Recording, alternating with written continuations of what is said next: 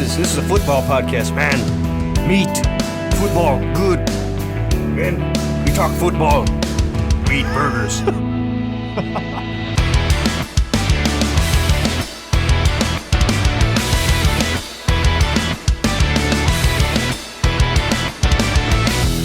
Welcome back to the podcast.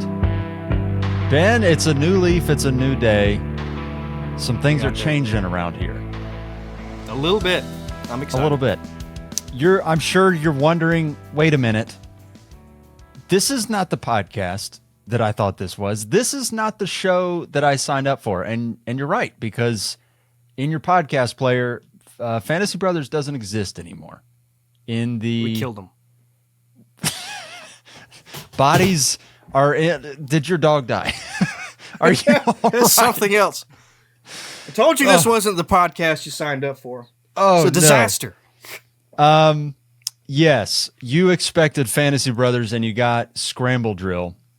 And there's a good reason for that. For those of you who have been pretty studious, you will have noticed over the past couple of days we appreciate you.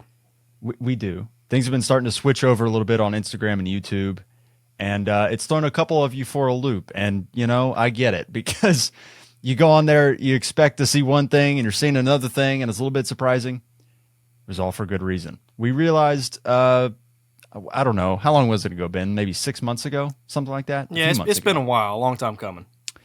Yeah, we realized there needed to be a bit of a rebrand. The problem was it was going to be real awkward if we decided to do it in the dead middle of the fantasy football season. Yeah, so we decided to wait till the end of the season. So, new season, new Fantasy Brothers, i.e. Scramble Drill. So, it's Scramble Drill. The reason we changed it, frankly, is, if you've ever gone on Instagram or gone on Twitter, 1 in 3 of the fantasy football accounts have fantasy somewhere in the name. And, it got to a point where it's like, okay, everybody and their brother has the same name with some variation or change slightly here or there. And we said, okay, we need to be different. We need to do our own thing. Fantasy Pros exists, and it might be the largest fantasy resource out there on the internet. There's no standing out when you've got one letter difference. So, okay, it was like, all right, we gotta switch things up. So we waited till the season was over. We're now Scramble Drill. It's still a fantasy football show. Nothing has changed. The content's the same. Ben and I are the same, but things have changed a little bit. Oh, have you gone and done a retreat I've got or this. Something? You don't. That is true. That is true. I did not win a championship this year. It's sad. I did not. I was pulling for you. I really was. It was rough. I have a housekeeping item to do before we hop into the stories, because there's a bit of a therapy session that needs to happen here. But before we get into that, wear this and keep it like this. Just looking like a mob boss right there to mess with me. Leave us a star rating and review wherever you're listening to the show. It does help us out a ton. Subscribe if you're watching this on YouTube. Those two things, they require very little effort, and they help us out an immense amount. If you want to check us out on Patreon and go above and beyond, we would appreciate that too. You can go on Patreon and find us at The Scramble Drill. That's all the housekeeping stuff. Shall we talk about my demise, my pain?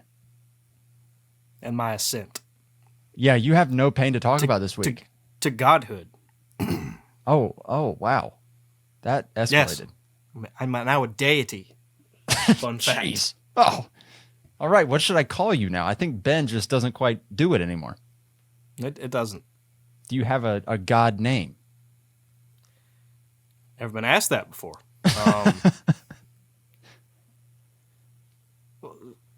We'll come back to me on that. Let's talk about you first. Yeah. So, okay. Well, frankly, in the granddaddy of them all, I lost. I'm sure there are worse ways to lose. I haven't thought of what that could be yet, but this was about as bad as it gets. I lost by 0.6 points, 0.6 points in a 2-week championship matchup. I lost on the last play of the fantasy season, an 11-yard run by Aaron Jones of the Green Bay Packers before they pulled their starters in that absolute butt whooping they put on the Vikings. So, yeah. Yeah. No I will say I can absolutely, if there's anyone on the earth who knows how you feel, it is me. Because the same situation has happened to me via Stephon Diggs.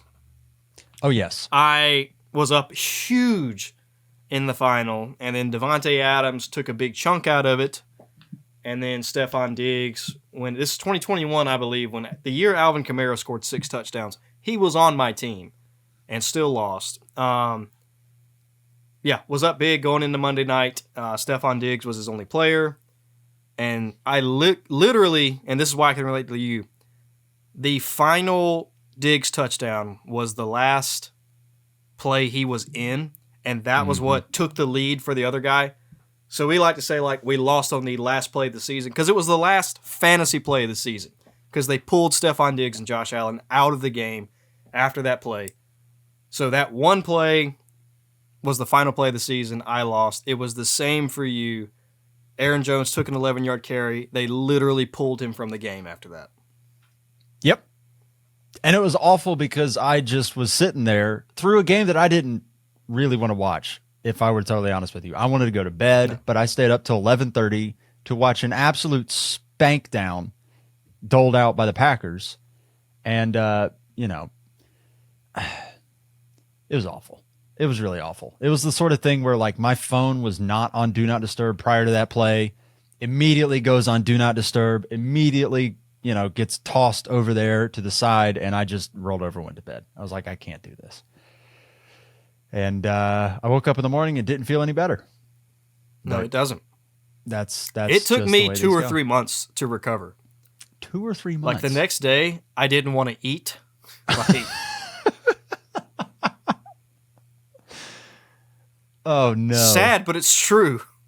I did eat the next day. I haven't moved on, I guess. I think I'm still a little bit frustrated. Frankly, I'm still holding out hope that there's a defensive stat correction because I don't need much. I need 0.6 maybe the 49ers points. missed a sack somewhere. I don't know. I'm hoping. I was informed there was amazing. a questionable play where Sam Howell went out of bounds, and it was one of those gray area situations where, like, maybe you could interpret it as a sack or maybe you could just say he ran out of bounds. I don't know, but if the fantasy gods decide they want to give me one, I will happily take it, but I won't get it. Well, since I am officially a deity, and you could consider it a fantasy god of sorts, I would be I so will honored. convene the council. I would love to. I don't know if as newly appointed, if I'm allowed to call a council meeting yet, but we'll see.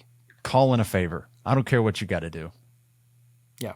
If you've got to offer up Jahmyr Gibbs on a platter to the fantasy gods as a sacrifice, I think it's worth that it. Is Jahmyr helped me get into this position. I'm not going to sacrifice.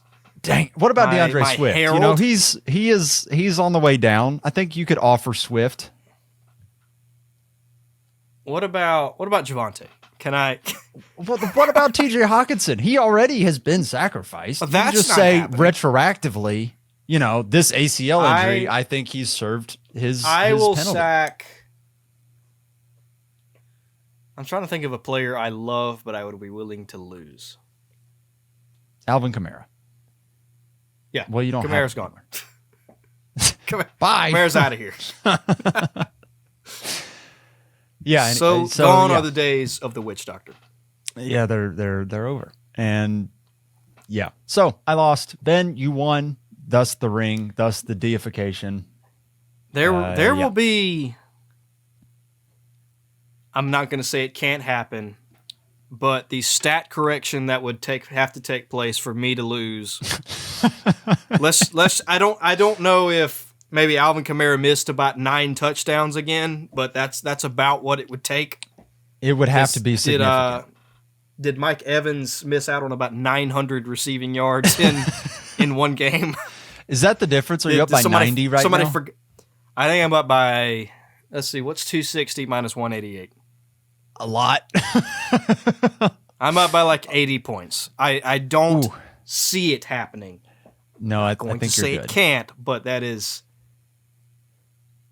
I would no longer be a deity if that happened. Let's say that. We also Be got cast rid of. down. There's no defenses anymore in that league, and I think defenses are where you get the stat corrections.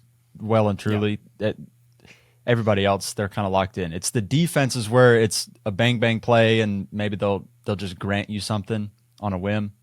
Yeah, I think you're good. I think you dodged the bullet there. We're good. We're good.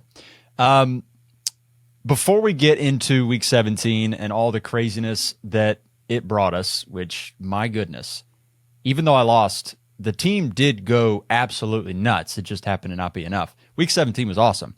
But before we get into that, we have a Discord question. This is a lead-in to a shameless plug. If you want to join Discord and talk fantasy football all offseason on, there is a link in the show notes or in the YouTube description. Wherever you are listening or watching to this, there's going to be a link to our Discord server where you can hop in and talk to. Yeah, hopefully you don't have to look very hard. It should just be right there. You can hop into the Discord server and chat with us fantasy football all off season long. Scratch that itch. Anyways, we got a question from Discord, and I thought it was pretty Dynasty interesting. content will be coming. Absolutely. The question was, NFL Alexander was interested in our thoughts on whether we prefer a snake draft or an auction draft for redraft leagues. And the context of it was, well, this might not be for redraft. I think this is more of a dynasty bent.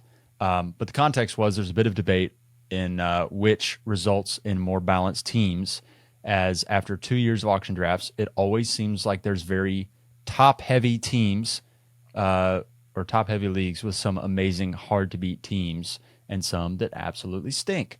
Now, some of that could have to do with trading, but I think the point is people are able to manipulate the auction draft potentially and build some super teams. So, I don't know. How do you have any knee-jerk reaction to that? Yeah, I do agree to a certain extent. I feel like, I mean, snake drafts are obviously the standard most people do. Usually it's what I do. And auction drafts are just, if you're getting into an auction draft, it cannot be a, like, hey, you and your buddies, who maybe some guys are just play some casual redraft, like, you know, once a year, and that's kind of it. And you're like, hey, you want to join his dynasty team? Yeah, sure, let's do an auction draft. Like, it, no, those can't be the guys. Like, it, you need to be, I hate to say it, but like, you have to be hardcore to do that. Like, it takes, you have to know what you're doing. You need to know player values. You've got to, I mean, there's so much that goes into it. Whereas snake, not that you don't have to know anything, because, I mean, obviously that's what you and I mainly do most. We know not a lot, not necessarily that we're good, but we have a lot of useless information. Yeah. But it does help to a certain extent the people who aren't as fanatical about it as the others, to where they can at least get decent teams. Whereas if you've got a couple cutthroat guys and then some casuals in an auction draft, yeah, the cutthroat guys are going to slaughter everyone. And that's where your super teams are going to come from, versus a snake. If the player doesn't fall to you, he doesn't fall to you. That's just it. Yeah, and don't hear what we're not saying, that in snake drafts you can't build super teams, because you absolutely can. I mean, you still have to make decisions. Yeah, you still have to make decisions when there's players on the board, and sometimes those players don't work out. Sometimes they do. But I do think with an auction draft, you can go out and sort of make your own luck a little bit. You can sort of set the tone for what you want your team to be. Whereas with the snake draft, you don't always have that choice. You do sort of have to take what the draft board gives you in a snake draft. Again, not to say you can't build an amazing team in a snake draft. We have seen it done. We have done it. It certainly can happen. But I think with auction, while you are somewhat limited by the I guess with auction, your only limit is your league mates. You're limited by what they're willing to go in on a certain player. So I guess with auction, you got to be able to know when to hold them, know when to fold them. But you can drive up a price on a player and bankrupt somebody, for lack of a better term. I guess you can just sort of play the field a little bit with auction drafts that you can't necessarily do with a snake draft. So, yeah. Auction drafts, though, they take like 3-4 hours to do. So they're a time investment. Which you won't find many casuals willing to do anyway. But exactly. Yeah, it's kind of like we're saying. Like, you need to be done. If people are going to do an auction draft, like it can't be with newbies or casual. Like, you need to know what you're getting into when you get into that, and that's kind of the nitty gritty of it. You need to know what's about to happen if you're going to do that. Yeah, for sure. So, hopefully that answers the question. Snake or auction? I don't know, but both are really fun. I think you just got to know what you're signing up for. Yeah. Week 17. Lordy. My goodness. I pulled a few players that just went absolutely nuclear in championship week, and I was looking, and I happened to go up against a couple of them, and that's why I lost. CeeDee Lamb went from, I think in the last 3 weeks, he was the wide receiver 1 overall right now. He's currently the wide receiver 1. I think he's like the player overall 5 or something like that. No, he's 2. I think he's 2. Yeah, I think Josh Allen is the only.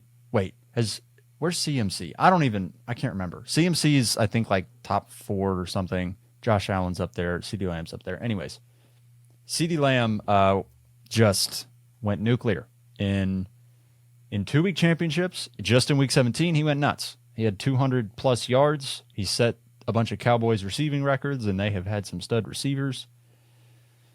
I think he's at 1,600 plus yards this season. Wild. Absolutely wild from CeeDee Lamb. He is I have had him here. I mean, if you listen to the show and you know this, but I've had him at my wide receiver 3 in Dynasty probably the last 2 or 3 years.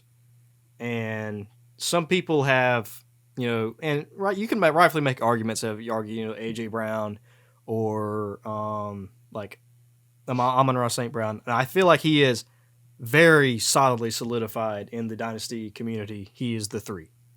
And he's pretty close. It's like he's the 3, and the gap between him and Chase is not what it was. I think you're going to even see some people that argue him over those guys. And like we talked about Justin Jefferson last week, just with like the quarterback questions with Kirk Cousins, the injury this year, he'll get an artificial kind of drop in value because of that. There's going to be some people that think CeeDee Lamb is going to be the dynasty wide receiver 1 and are serious about it. Now, I don't know if I'm willing to go there, but I do think the case for CeeDee Lamb is he's currently 24 years old, just coming off a season where he's the overall wide receiver 1, just had back-to-back seasons of 1,300 plus yards, and he had 1,650 yards this year, 10 touchdowns. So, with him, it's like the exact same argument for Chase and for Jefferson, except that he just did it like a couple years later than they did. But the reason you're in on him is the exact same reason you're in on Chase and Jefferson. So, I don't know. You might see people where he's like in that tier now, like he's maybe just jumped into the tier and maybe he's still 3. Some people might even have him over those guys. I think the A.J. Brown, CeeDee Lamb argument has gone to bed.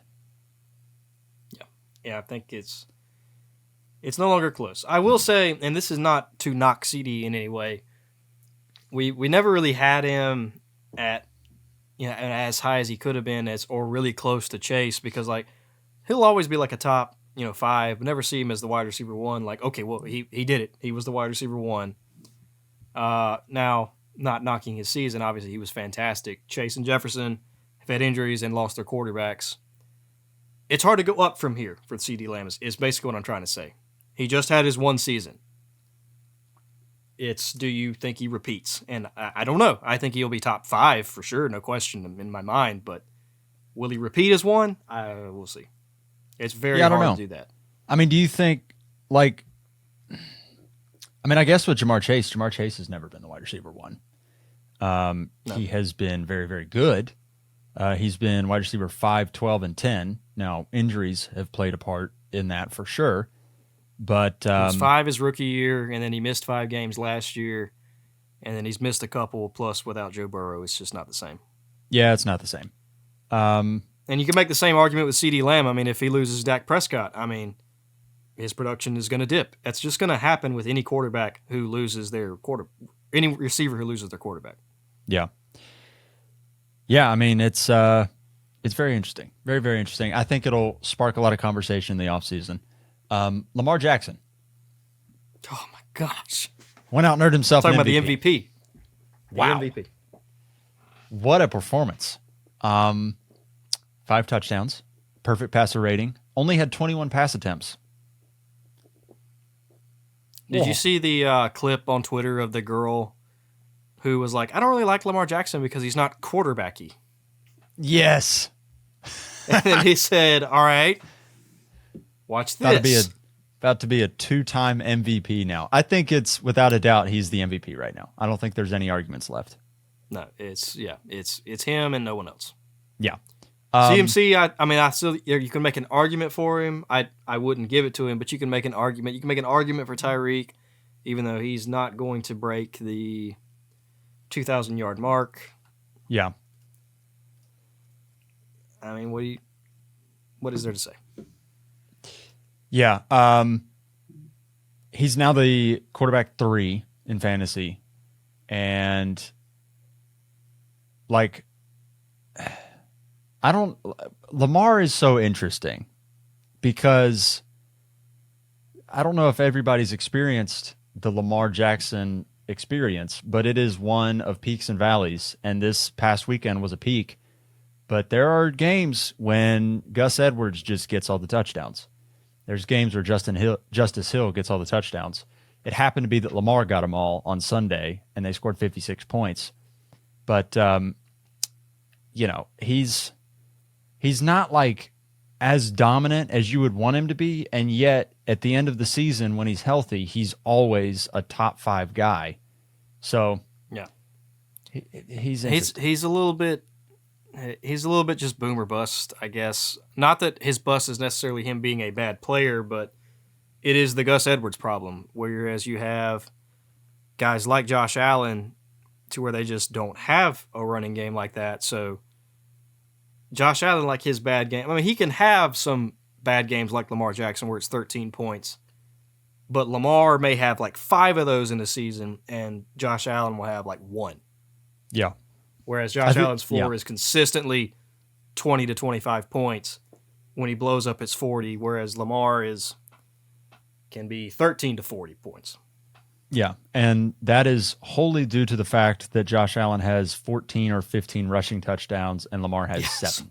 Ridiculous. Lamar, just take like 4. If Lamar took 4 rushing touchdowns at the goal line. Yeah, if he had bump double your numbers digits. from 3 to 7 a year, and it'd be fine. Yeah, I mean, he's got 7 this year. It's just that... Oh, does he? I didn't realize it was that much. I thought he was like another 700 yards and 2 rushing touchdowns.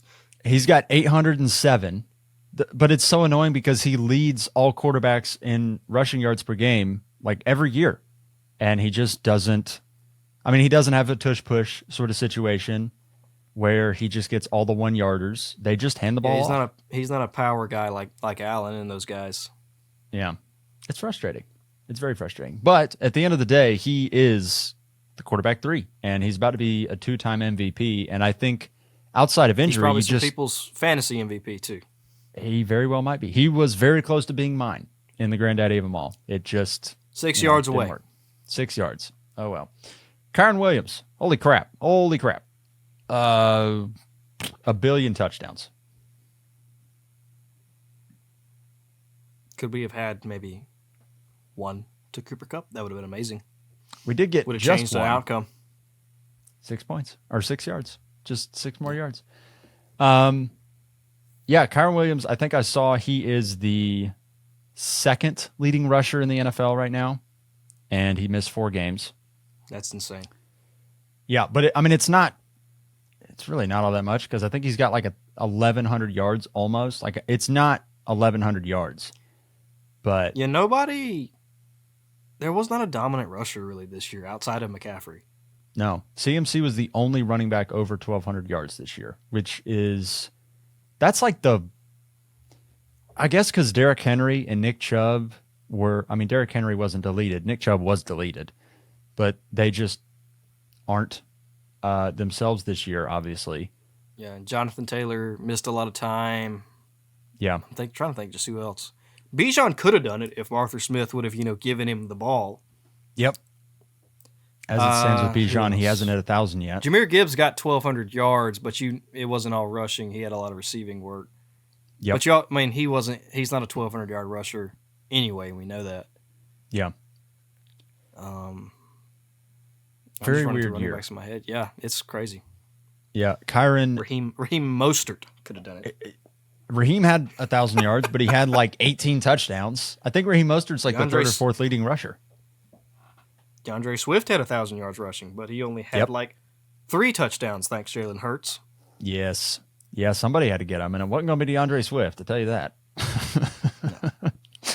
I can't wait for DeAndre Swift touchdowns. for the Eagles to let him walk in free agency, and then the Ravens sign him. And he has 17 touchdowns in that offense. My gosh. And Lamar has 4. Oh, my gosh. I can't wait for that to happen. That's going to be awful. Speaking of Rams, Puka Nacua is currently the wide receiver 6 in fantasy football in PPR scoring. He's got 1,300 yards. I think he's 25 yards away from the rookie record. I'm curious. He's got 1,400 yards. This. But he might be the dynasty wide receiver 6 as well. All right. I'm here for it. Explain. I've completely changed my tone. The dude's going to break Jamar Chase's record. I mean, what is there to say? I mean, are you telling me you're in on Puka Nacua? Oh, 100%. Oh, I'm all in. Tell me more. I would still have, the big 3, Jefferson, Chase, CD. Then you've got Amon-Ra. Then you could still make an argument for A.J. Brown. And then You're telling me Puka. You're so far in on him that it's an argument for A.J. Brown and not like a clear and obvious. It is an argument. I think you could talk me into Puka over A.J. Brown. Could I talk you into Puka over Garrett Wilson? I think I just put him over Garrett Wilson. Wow. I never thought I would see the day. Now, this is knee-jerk. This may change some when we put out our official dynasty rankings, because that's coming out very soon. Because we know that's coming. But as it sits right now, he's right there. Wow. I haven't even thought about it. I have been asking you. You hadn't asked me about him in a while. I haven't. I've sent the odd text this though. Been just me stewing over it myself. Yeah, I have sent the odd text hey, Puka Nacua is about to have 1,400 yards. What do we do with that in Dynasty? But I haven't really pressed it. This is fascinating. Skyrocketed up my rankings. Good grief. Skyrocketing. I'm so you sound very happy that I'm saying this. I am because I feel like ecstatic. I feel like I've been so in on Puka and it's been all by myself and nobody else cares. And now that he's got 1,400 yards, everybody's yep, he's good. And I'm I was saying this week 2 of the season, he's great, but nobody wanted to be there with me. Well, I wanted to see it with Cooper Kupp. Yeah, and he's been the better receiver. Far better than Cooper Kupp. It's fascinating. And I've seen a consistent sample size of it. And then I didn't realize till not too long ago, it was holy crap, he's going to break Jamar Chase's rookie record. Yeah. And we put Jamar Chase as the dynasty wide receiver 1 over Jefferson when he did that. Yep. Yeah, I was so curious to see what would happen with Puka's value after this because the numbers just keep coming. And if you it's go not going anywhere. It's really not. I mean, if you split his season into pre-buy and post-buy, I was looking at his game logs today because I was just thinking what do we do with this? There's a lot more targets in the pre-buy sample, but then post-buy week, it's still, it's probably, if I had to hazard a guess, Pre-bye week, he was getting maybe like 11 and a half to 12 targets a game, a ton. Post-bye, he's probably looking at more like 9.5 to 10. So a dip. But like the fantasy production doesn't dip. It's still right there. And man, like double-digit targets per game with Cooper Kupp on the field is very, very impressive, I think. You can tell I didn't prep Josh for that one. That one took him by surprise. Not even a little bit. I was completely shocked. It was like telling your husband you're pregnant or something like that. He's like, oh, whoa. Yeah, that was, whoo, man. All right, well, Christian McCaffrey. What is the wide receiver or the running back one? See, I'm still on Puka. I can't move on from that to another thing. This is crazy. Christian McCaffrey is the running back one. It wasn't even close. I know Kyron Williams was awesome, and I think he's the RB2, but CMC was him all year long up until week 17 when I needed him to not be hurt, and he got injured, and I lost by Ripped 0.6 your soul points. Out. It was even worse because I had Elijah Mitchell on the bench just in case Christian McCaffrey got hurt, and then he did in a situation when I couldn't play Elijah Mitchell instead, and Elijah Mitchell had, guess what, 14 fantasy points when Christian McCaffrey had 12, and if I would have played Elijah Mitchell, I would have won. Feels good. I'm sorry. I'm sorry. Oh, anyways, CMC was incredible. I'm curious how his dynasty value changes because I think everybody universally now looks at running backs as there's a couple to have and then there's just a bunch of random dudes. And Christian McCaffrey is one of the ones to have. And so I'm very curious what his dynasty value does because he's about to be 28. And that's usually I'm still puzzling on that one myself. I'll be honest with you. Dude, I don't know. I really don't know where to value him. He is... It's one of those, like, I want to buy McCaffrey, but, like, I've been saying, like, or not necessarily me, but, like, I don't want to buy McCaffrey and get stuck holding the bag. And we've been saying that for, like, 2 years. And it is coming. There is going to be a time when, like, you buy McCaffrey and the wall hits. It will happen. It's just, I don't know when at this point. He's kind of a unicorn. He is absolutely a unicorn, and he's got a contract situation where he's still got 2 more years under contract with the 49ers, I believe. Yeah, he's not going anywhere. They're not going to get rid of him. He's the heart and soul of their team. So I don't know. Maybe he dips next year, but we've been saying that for like 3 years. Maybe he dips next year, and then he doesn't. He's still the best running back in fantasy football, and this year it wasn't even close. Yeah, I mean, it's going to be one of those, like, in redraft, if I got the 101, I got to take him again. Yeah, you got to almost in redraft. You got to do it till he proves you wrong. Made the mistake this year, like, oh, yeah, Jefferson, Chase ahead of him. Nope. I mean, granted, there were some injuries and things you can't predict, but, like, even before they got hurt and lost Joe Burrow, like, Christian McCaffrey was otherworldly, like, blowing them out of the water, and they were having good seasons. Yeah, it's ridiculous. Absolutely ridiculous. The last guy here for championship studs, the guys who won it for you, is Amon-Ra St. Brown. I saw something today that he was the only non-quarterback in fantasy football to score 20-plus points the last 3 weeks of the fantasy season. It doesn't surprise me. He's very, very, very good. Amon-Ra is one of the many hymns. Yes. Yeah, he's wide receiver 3 right now. Granted, some of this is pending changes with Week 18, but I do think through Week 17 is kind of the true fantasy season, and then it should not count after Week 18. I'm sorry. Some people have fantasy championships in Week 18, and those are beta males. That's what those are. You need to go to your commish tomorrow, file a formal complaint, and get that Week 18 championship out of there. Yes. Everybody who's worth something does not play in Week 18, therefore we shouldn't play in Week 18. That's just my 2 cents. If I can just, out of the blue, lose a Lamar Jackson, for example, Christian McCaffrey's not playing because the teams have already locked up the 1 seed or they've already locked up their division. Like, that's not fair. Like, Yeah. Yeah. Is there anybody else you want to talk about here before we hop into one last little thing? no, we were, really just covering the dudes who popped off and won people championships. Gut reactions to them and how this week went. We'll do the deep dive into the dynasty rankings and all this stuff in the offseason. I'm super, super ready for that, by the way.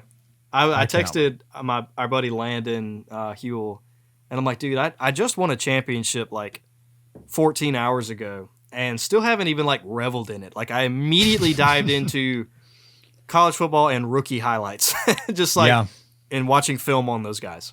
You just pulled up Malik Neighbors tape and you were like, I am buckled in. Dear Lord. And it's unfortunately a year where I don't have much draft capital. Yeah, I don't either. I've got across none. all my leagues. It's going to be sad. awful. I had somebody ask me today, they were like, so they had the 103 and they were like, is there a chance I can get Marvin Harrison or Caleb Williams? And he played out the scenario and I was like, no, you won't, but you're going to get Malik Neighbors and he's awesome. Yeah, Malik Neighbors, don't hear what we are not saying. Obviously, Marvin and Caleb are the 101 and 102. But there's scenarios in this coming draft, and obviously it's all speculation, but I have in a Superflex league, one of the only leagues where I have any draft capital to speak of, I have the 101 and 102. Dead middle of a rebuild. The team is god-awful, but I have the 101 and 102. And I'm like, I need a quarterback. Okay? So Caleb, it's a great year to have the 101 and need a quarterback because I can get Caleb Williams. Yep. But I'm like, what if like Marvin Harrison goes to where we want him to, the Cardinals, which is a realistic place he could go. Obviously, I'm taking him 102. But if Malik Neighbors went to somebody like the Chargers, who are going to have a top 10 pick, I'm going to want to take him and Marvin. Like, I'm sorry. I know I shouldn't, but I'm going to want to. Like, that's how good Malik Neighbors is. And the landing spots he could end up are juicy. Yeah. Speaking of scenarios, I was looking around, doing a little surf, just seeing what's out there, what people are saying. And the Bears are in a real-life conundrum, just like you're going to be in fantasy football, where they've obviously got Justin Fields, and he's been pretty good this year, all things considered. Hasn't been awful, and the offense is – what are they, 7-9? Like, they're improvement. They got better. They now have to stare down the barrel of, once again, having the 101, which is not really a barrel that you stare down. It's just, it is exciting. I'll take it. But they could keep Justin Fields and trade the 101, which is going to be Caleb Williams, for 3 first-round picks, which I think is very reasonable, considering it's Caleb Williams. Or you could take Caleb Williams and then trade Justin Fields for a second-round pick or a third-round pick and roll the dice again that Caleb Williams is that guy. I don't know if you thought about this, but a very interesting scenario for the Bears. I don't know where you'd go. I might be tempted to keep Justin Fields. I'd be very tempted to keep Justin Fields. 3 first round. I mean, look at what they got from the Panthers last year. Yeah. Like DJ Moore probably got them 4 wins just from that. He's a dude. He was that much of a difference maker, and the potential to get 3 more of them. And Justin Fields, like, people talk a lot of crap out about him, and I get some of it. Like, he has a lot of learning to do, but he's still a young quarterback, and he has shown flashes of greatness. Yeah, he has an incredible arm. He's incredibly fast.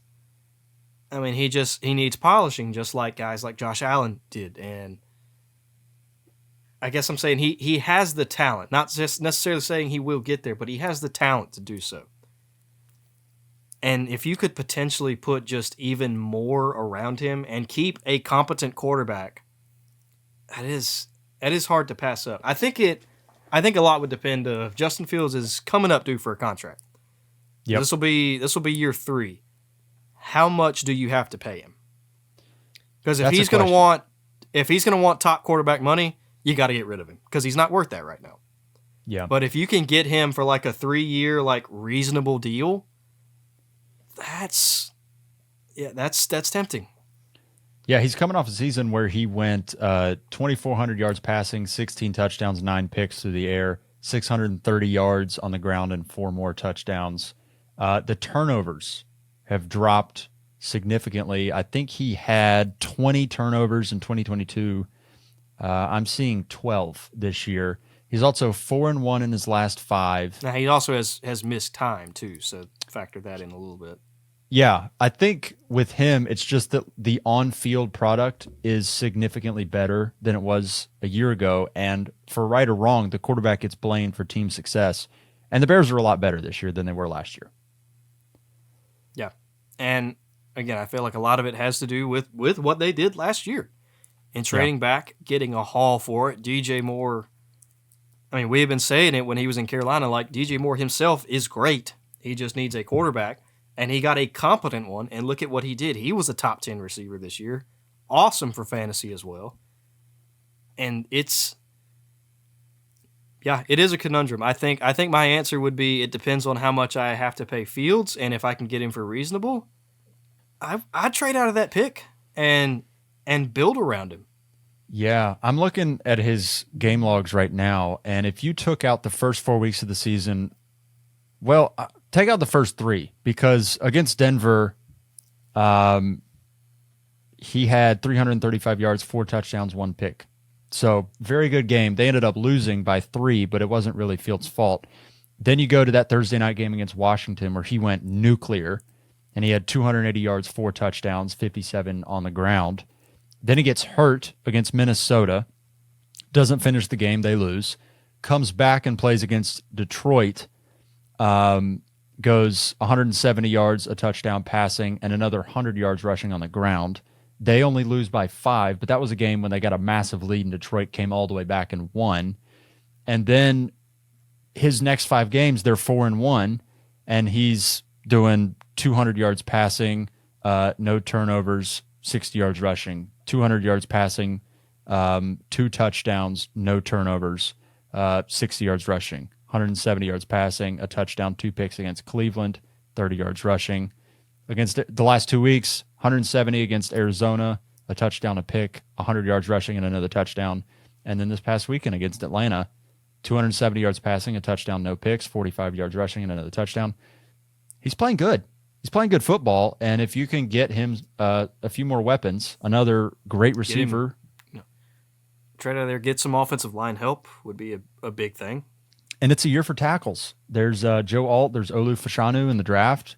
It's a year for tackles and receivers, and that happens to be 2 things the Bears will benefit from. So, interesting scenario for them. They could still trade the 101, get 3 first-round picks, and still, just like they did this past year, still have a pick in the top 10 and load up and then just roll the draft capital. Trade back again.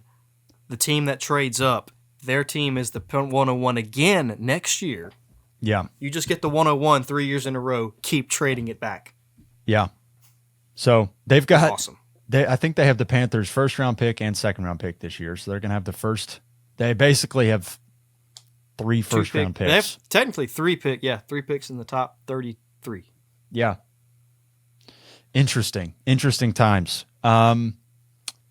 Anything else you want to hop into before we get out of here? I hate to see the season go. It went by way too fast. But I'm also very excited for Dynasty season. This is when the nerd in us comes out. Absolutely. It gets nerdy. So if you're ready to get nerdy with us, hop in that Discord. Once again, we're talking fantasy football all off season long. You can get a lot of like-minded Dynasty degenerates in there with you, and we'll just talk trades, talk Dynasty rosters, all NFL news, all kinds of things. If you're paying attention to it at this time of year coming up, you that as degenerate is a good word for it. You have too much time on your hands, and it's not an insult because we're right there with you.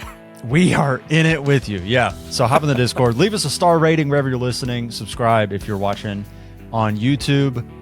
Thank you guys so much for listening from Ben and I. We greatly appreciate it. Glad to turn over this new leaf and enter the offseason as a Scramble Drill show. We'll see you guys next week. Peace.